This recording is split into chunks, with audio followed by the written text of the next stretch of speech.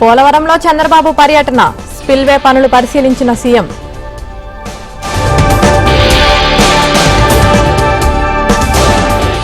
లోకేష్ ప్రజా దర్బార్కు వినతులు వెల్లువా, నేనున్నానని ప్రజలకు యువనేత భరోసా.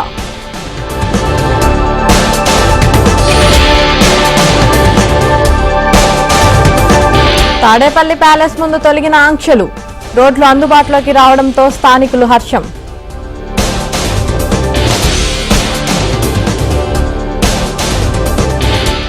ఫోన్ ట్యాపింగ్ కేసుపై దర్యాప్తు వేగవంతం, కీలక ఆధారాలు సేకరించిన పోలీసులు.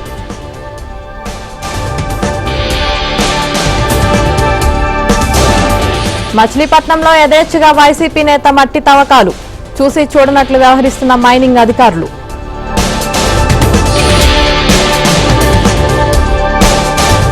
పాస్బుక్లు, రేషన్ కార్డులున్న వారికే రుణమాఫీ, ప్రభుత్వానికి ప్రతిపాదనలు పంపిన అధికారులు.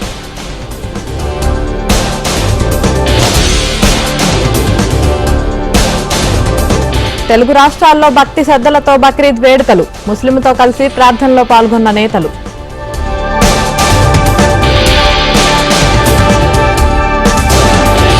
ఏపీ స్పీకర్గా అయ్యన్న పాత్రుడు, జనసేనకు డిప్యూటీ స్పీకర్ ఛాన్స్.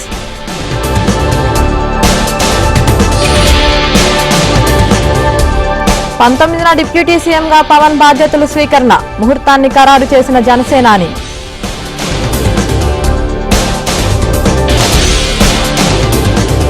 హైదరాబాద్లో డ్రగ్స్ వినియోగదారులపై ఫోకస్, డీజే సిద్ధార్థ్తో పాటు మరొకరిని అరెస్టు చేసిన పోలీసులు.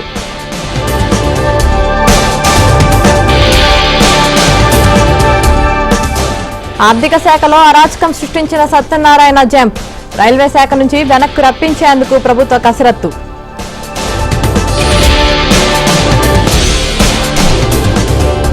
ద్రోణి ప్రభావంతో తెలుగు రాష్ట్రాలకు వర్ష సూచన, ఏపీలో మరో 3 రోజుల పాటు వానలు.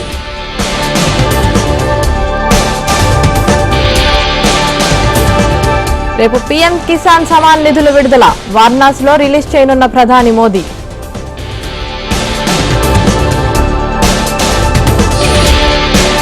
బెంగాల్లో 2 రైళ్లు గాల్లోకి తేలిన బోగి, 15 మంది మృతి, 60 మందికి తీవ్ర గాయాలు.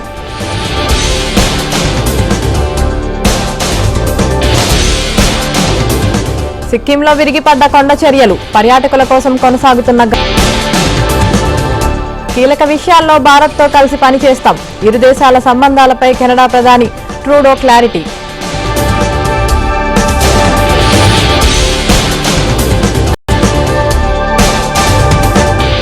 అంతర్జాతీయ టేబుల్ టెన్నిస్ లో మెరిసిన తెలుగు తేజం, చైనాను ఓడించి కాంస్య పతాకాన్ని సాధించిన స్నేహిత్.